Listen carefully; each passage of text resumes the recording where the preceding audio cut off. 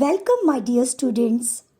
Myself, Geeta Kadam, and today we are going to learn about one more movement which is under the leadership of Mahatma Gandhi, that was Civil Disobedience Movement.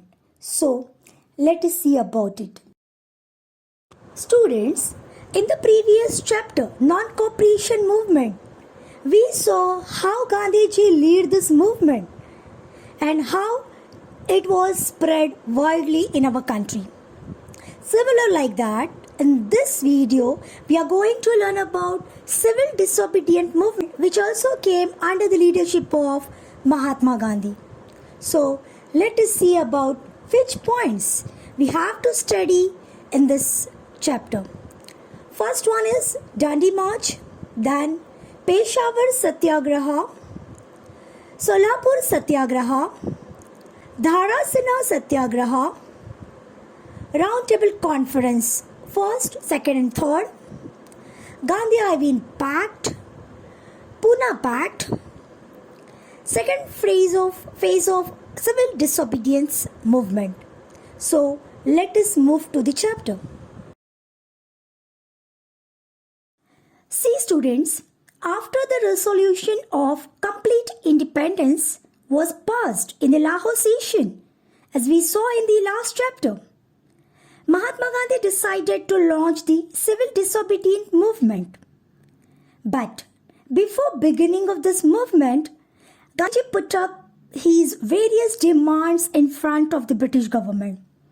And there were 11 demands Gandhiji put in front of the British government. One of the important demands was to cancel the salt tax and monopoly of British government for manufacturing of salt. But Britishers were not accepted. And because of the demand of Gandhiji were rejected by the British government, Gandhiji decided to launch Satyagraha all over the India, breaking the Salt Act. So students, let us see how Gandhiji broke down the Salt Act through Dandi March and Civil Disobedience Movement started. So, let us see. See students, Gandhiji decided to launch Salt Satyagraha all over the India by breaking the Salt Act. Why? Salt is an important ingredient in the food of common people. Hence, it was unjust to impose tax on an essential commodity like salt. But Britishers actually put the taxes on salt. And therefore, Gandhiji started the Salt Satyagraha. Now, Salt Satyagraha was symbolic. But real objective behind this was to break all that unjust and oppressive laws of the British through peaceful means. Now, for Salt Satyagraha, Gandhiji chose Dandi, a seashore in Gujarat, to begin the Salt Satyagraha. Now, on 12th March 1930, Gandhiji set out from Sabarmati Ashram with his 78 followers for launching the Salt Satyagraha. A distance of approximately 385 km was covered on foot, and Gandhiji delivered speeches in the villages on the way. Through the speeches, Gandhiji appealed to the people to be fearless and join the Civil Disobedient Movement. Now, due to Gandhiji's speeches, a message of Civil Disobedient Movement spread everywhere and a favorable atmosphere was created. Now, on 5th of April 1930, Gandhiji reached Dandi, and next day means on 6th of April, Gandhiji broke the Salt Act by picking up the salt which laying on the seashore of Dandi. And the civil disobedience movement started all over the country. And the real objective or the real motto behind this was to break all the unjust and oppressive laws of the British through peaceful means. So let us see how it was spread in the different parts of India.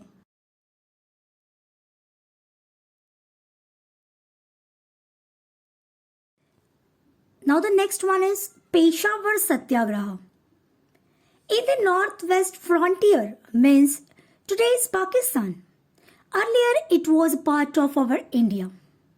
So before independence, in that part, Khan Abdul Ghaffar Khan, he was the most loyal follower of Mahatma Gandhi.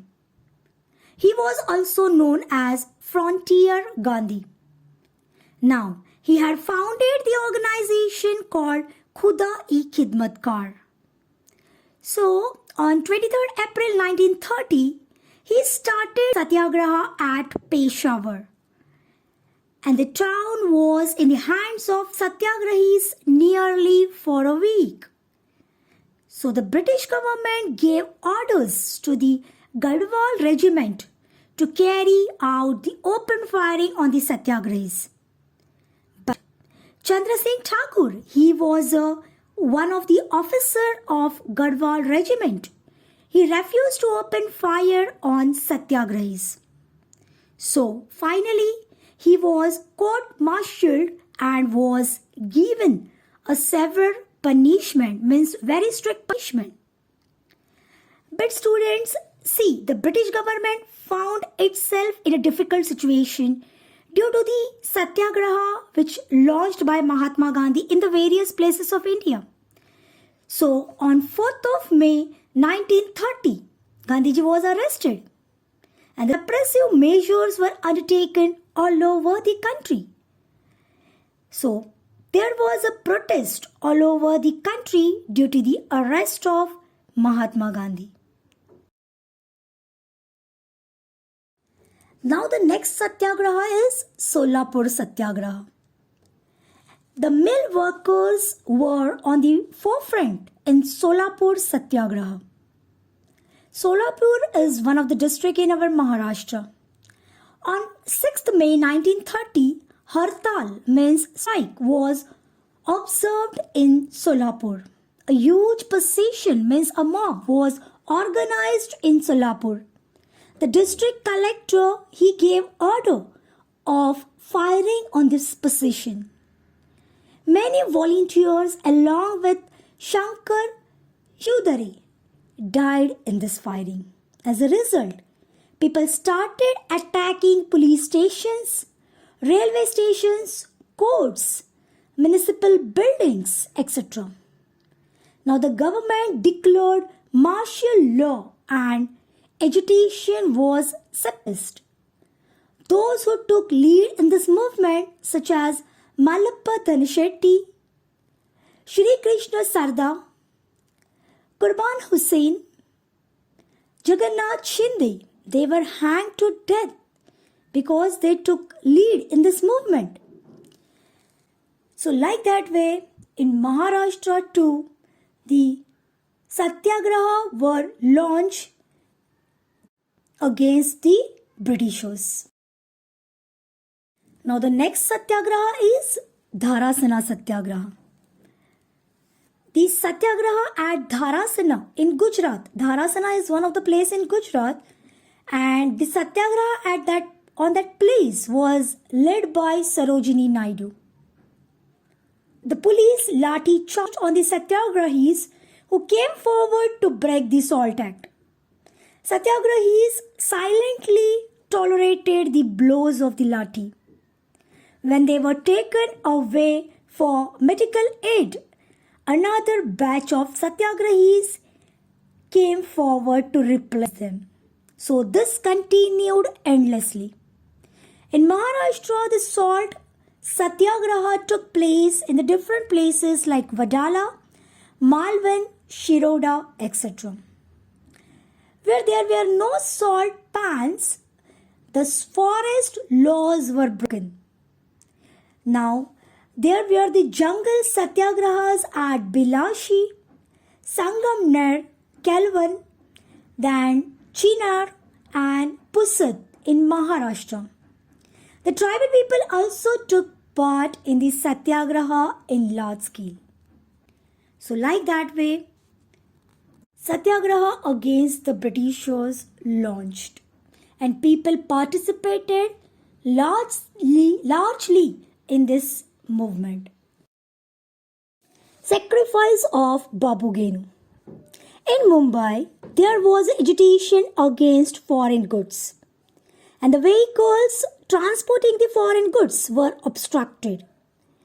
Babu Genu said he was a mill worker from Mumbai was in the forefront of this movement. So what was happened? A truck who carrying the foreign goods safeguarded by the police and come in the front of Babu Genu to stop the truck. He let down on the road. Police threatened him, but he did not move from his place. And finally he was crushed under the truck. Babu Genu gained martyrdom, and this sacrifice of Babu Genu gave inspiration to the national movement. See students, what were the features of civil disobedience movement? Firstly, all the movements till now were limited only to the urban areas, but this movement became a nationwide movement. People from rural areas, they also registered their participation. Then women also took part in large numbers. Kasturba Gandhi, Kamla Devi Chattopadhyay, Avantika Bai Gokhale, Leelavati Munshi, Hansaben Mehta, they led the satyagraha. Now this movement was based on complete non-violence. The British government was trying to greatly suppress the movement, but people protested unarmed. Due to this, the Indian people became fearless. Now, let us see the point Round Table Conference.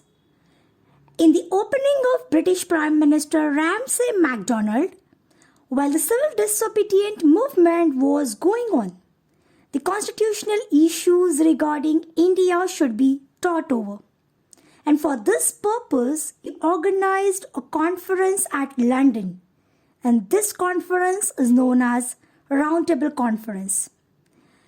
In the period between 1930 to 1932, there were around 3 roundtable conferences were organized. So let's see about each conference in detail. Start with the first roundtable conference. Ramsay MacDonald, he was the chairman of the roundtable conference, which were held in London. The representatives of England and India participated in this conference. These included Dr. Babasaheb Ambedkar, Sir Tej Bahadur Supre, Barrister Jinnah, etc. Now, in the conference there were discussions on various topics like responsible government at central level, establishment of federal state in India, etc. The representatives of different political parties in India and rulers of princely states, they all were participated in this conference. But the Indian National Congress did not participate in it. The Indian National Congress was a body that represented the country. And without its participation, the deliberations in the roundtable conference were indeed meaningless. And that's why the first roundtable conference was failed. Gandhi-Irving Pact. See students, the British Prime Minister expressed his hope of participation of Indian National Congress in the second roundtable conference. And in view of the appeal made by Prime Minister, the Viceroy released Mahatma Gandhi and other leaders from prison. Earlier, Mahatma Gandhi and other leaders of Indian National Congress were put into the prison because they lead the civil disobedience movement. And Viceroy released Mahatma Gandhi and other leaders from the prison. And thus, a conducive atmosphere, means a positive atmosphere, was created for the Congress to discuss the issues freely. A pact was signed between Mahatma Gandhi and Viceroy Irwin, which is known as Gandhi-Irwin Pact. So, what was the settlement as per this act? Let us see. According to this Gandhi-Irwin Pact, the British government assured that the system of responsible government would be added in the proposed Constitution of India. And consequently, Indian National Congress withdrew the civil disobedient movement and agreed to attend the second roundtable conference. So, let us see about how the second roundtable conference was held. Now the second roundtable conference. In the year 1931, September 7, the second roundtable conference was organized. Now Mahatma Gandhi attended this conference as representatives of Indian National Congress. The representatives of various caste, communities, political parties as well as princely states were also invited in this conference. The government put forth the issue of minorities in this roundtable conference. And there were the differences regarding this issue and also regarding the nature of prospective federal constitution. Gandhiji tried to bring unanimity in the opinion. Unanimity means unity in the opinion. But he was unsuccessful. And finally, Gandhiji became disappointed and he returned back to India.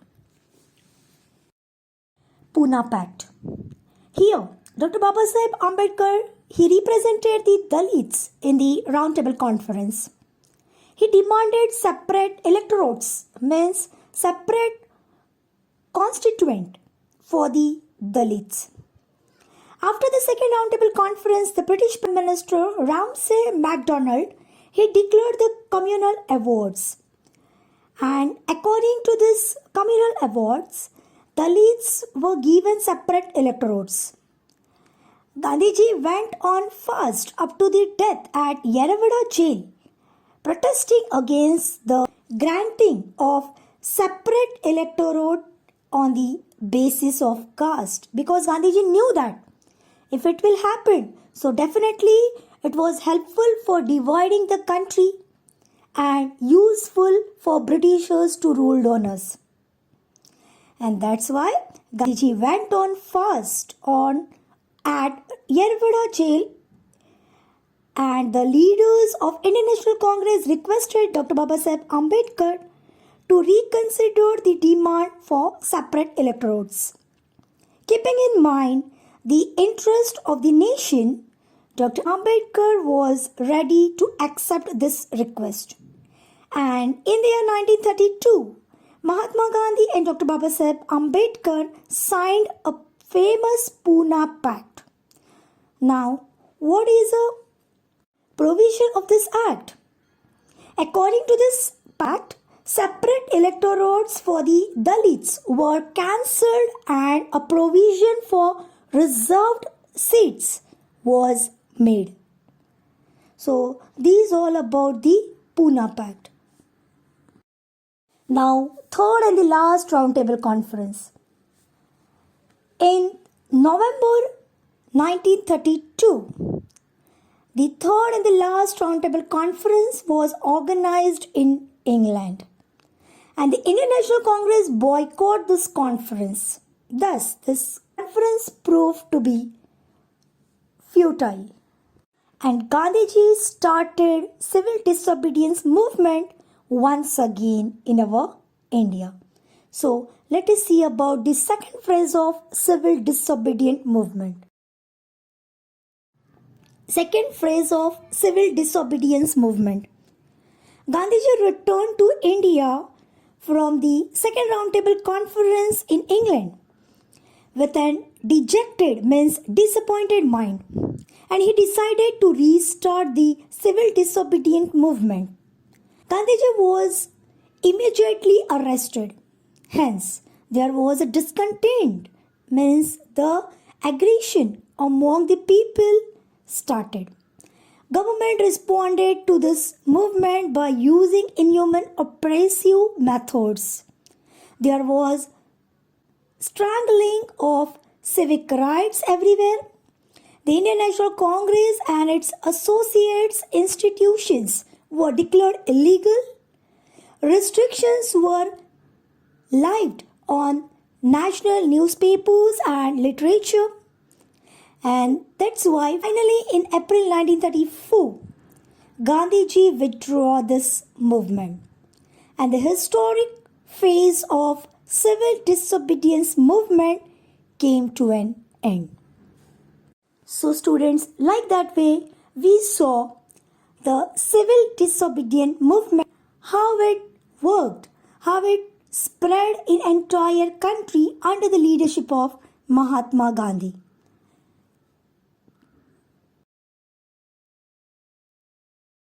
Let us move to the exercise. First question is, explain the following statements with reasons. Gandhiji began fast unto death in the Yerwada jail. So the answer includes the point. First one is, the communal award declared by the Prime Minister Ramsay MacDonald provided separate electorates for the Dalits. Second point is, this division of the society on the basis of caste was not acceptable to Gandhiji. And third and the last point is, therefore, to protest against the award, Gandhiji began fast unto the death in the Yerwada jail.